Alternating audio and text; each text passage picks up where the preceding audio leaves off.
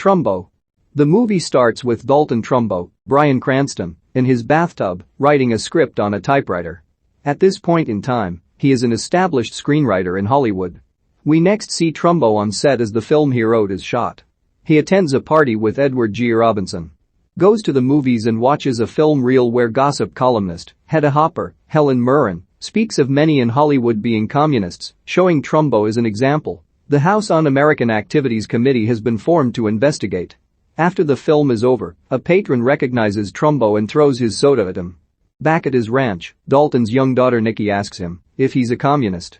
He tells her it's not against the law and he simply wants a better government. He gives her the analogy, if she saw someone at school who didn't have a lunch, would she share hers or tell the student to get a job? Dalton and others, including Arlen Hurd, Louis C., meet with Edward G. Robinson at his mansion. They discuss the scare tactics Congress is stirring up.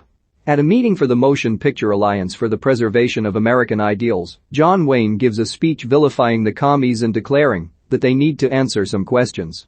Arlen and Trumbo hand out pamphlets on free speech, but John Wayne argues with them and ostentatiously tears it up while Hedda Hopper looks on. Trumbo points out that he served in the military, but John Wayne hasn't. The closest experience he had was on a film set, wearing makeup. Hedda Hopper hints that she will put the exchange in her next column. Trumbo goes to MGM Studios and meets with Louis B. Mayer, who tells him that his next deal is going to make him the highest paid writer in Hollywood. But Mayer points out Trumbo has been featured in Hedda Hopper's new column and says he doesn't want to see an article like that again. Trumbo suggests he stop reading Hedda Hopper. Trumbo and his friends and family gather at his ranch. They mention Trumbo's record-breaking 3-year contract with MGM.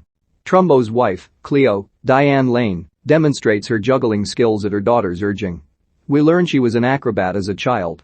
The party is interrupted by a man who serves a subpoena to Trumbo, suggesting he and others in Hollywood are using the movies to corrupt democracy and overthrow the nation. We see some news reels of the hearings, then hear Trumbo and the others deciding to answer questions ambiguously. Some worry this will be contempt of court, but someone else points out that they can appeal and the Supreme Court will side with them. There's a 5-4 liberal majority who will agree the committee is unconditional. In court, Trumbo is one of 10 forced to testify along with Arlen, who is hesitant and can't afford the legal fees. Trumbo offers to cover him. In the U Capitol, the hearings take place. Trumbo is defiant of the questioning, pointing out he hasn't been accused of a crime. Arlen follows suit, responding to questions with humor. Outside, Arlen admits to Trumbo he has recently found out he has lung cancer. The Hollywood 10 that testified are charged with contempt of Congress. At MGM, Hedda Hopper meets with Louis B. Mayer. She threatens to name him as a supporter if he doesn't fire Trumbo and the others, reminding him of her days as an actress when he tried to force her to have sex with him. Cut to Louis B. Mayer announcing he is dissolving ties to any of the Hollywood 10 under contract at MGM. At Edward G. Robinson's mansion, he collects money for a defense fund for the Hollywood 10. Trumbo realizes Robinson has sold one of his paintings to help fund the cause. The group is found guilty of contempt of Congress. Trumbo's lawyer tells the press the Supreme Court will side with his defendant. Privately, Trumbo admits he is now broke since his 3-year contract was annulled. The defense is going to cost him $90,000. Trumbo gets to work writing a new screenplay.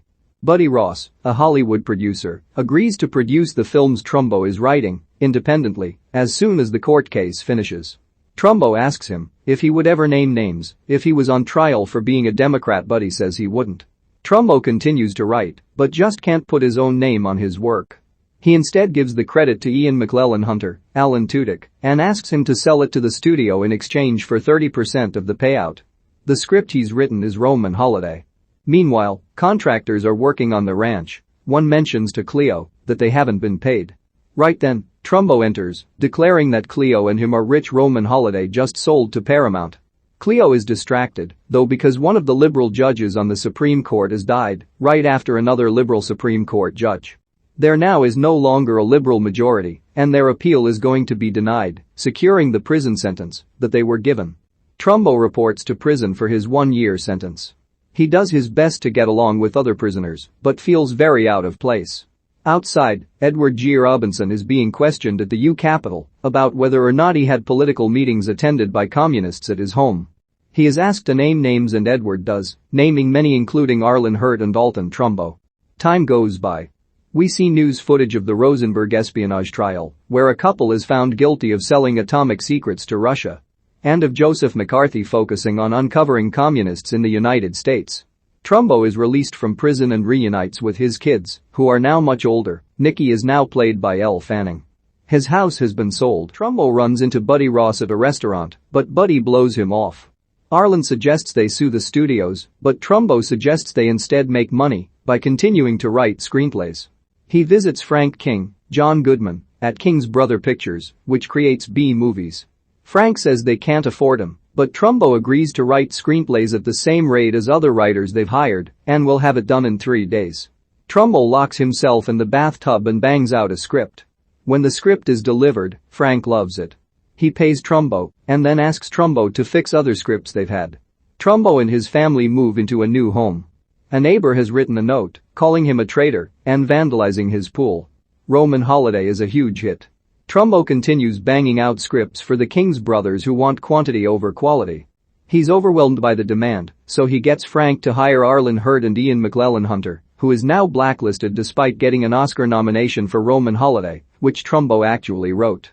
Trumbo asks his family for their help in keeping the business going. They will answer the phone, and if they are asked for one of Trumbo's pseudonyms, he will take the call.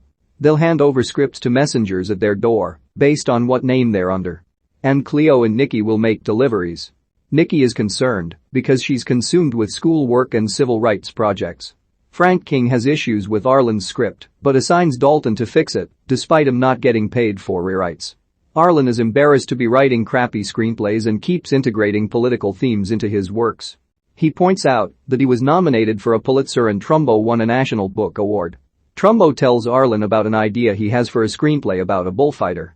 Later, the Oscars telecast is on and Roman Holiday wins Best Screenplay. Buddy Ross calls Trumbo at home and asks if it's true that he had actually written Roman Holiday. He needs a script and wants to hire Trumbo.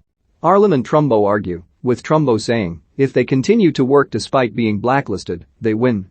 Arlen saying he wants to make changes, not just get money and accolades. It's now Nikki's 16th birthday. Trumbo is locked in the bathroom, working on a script. Nikki tries to get him to come downstairs for cake, and he yells at her for interrupting him while he is working. She runs off in tears. Cleo comforts her as she complains about her father. Dalton finds out Arlen has finally died from the cancer. Trumbo attends the funeral, then visits Edward G. Robinson to tell him the news. His walls are now adorned with paintings. Trumbo wants to repay the money Edward gave them for their defense fund, so they're not indebted to him after he named their names. Edward explains he just wanted his life back. Dalton tells him he didn't have to give names since Congress had no right to demand it of him. Edward tells him he probably shaved years off Arlen's life by forcing him to commit contempt against Congress. In a restaurant, Hedda Hopper approaches Trumbo.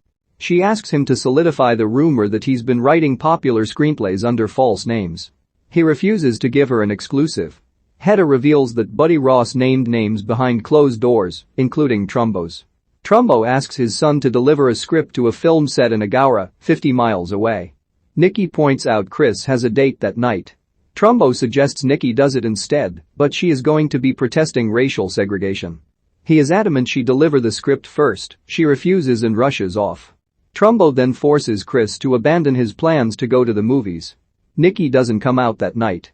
Cleo tells Trumbo that when she was younger, she chose Trumbo over another boyfriend because that other boyfriend would have been an abusive father.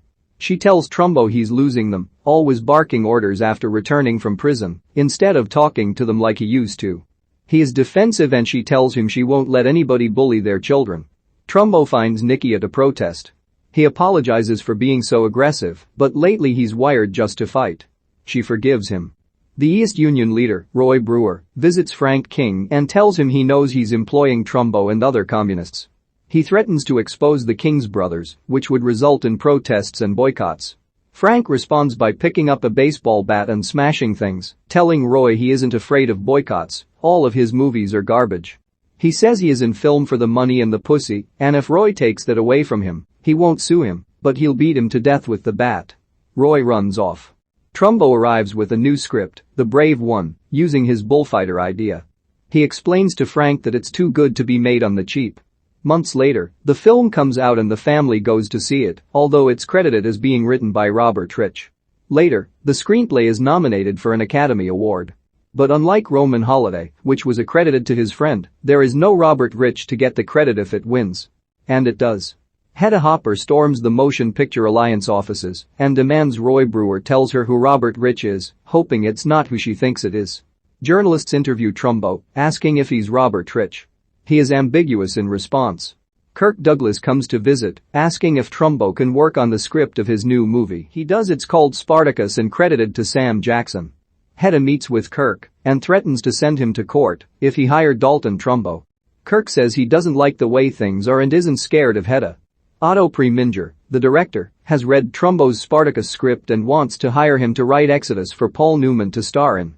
He waits impatiently during Christmas morning, forcing Trumbo to write pages of the script. He doesn't like the work and says if he keeps it up, he'll put Trumbo's real name on the script to shame him. More new pages and Otto demands the work be more genius. Trumbo says if every scene is brilliant, the work will be monotonous.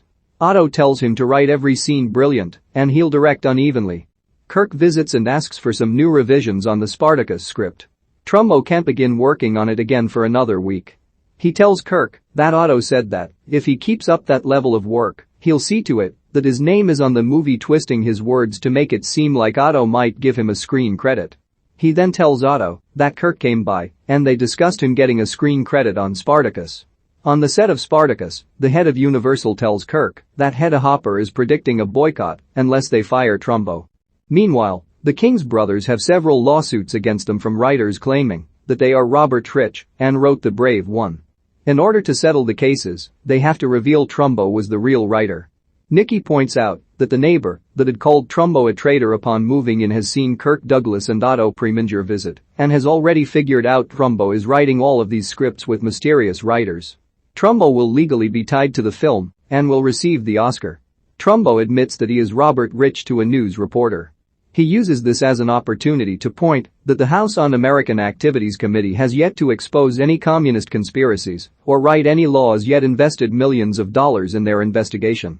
The only thing they've accomplished is keeping people from working. Yet he still managed to win 2 Academy Awards. Trumbo is able to use this interview to turn public opinion against the blacklist. In response, Otto announces his new film is written by Dalton Trumbo. Kirk also demands that the head of Universal announce Trumbo wrote their screenplay as well. When he refuses, Kirk threatens to leave the film despite already having shot half the movie, meaning those millions of dollars would have been wasted.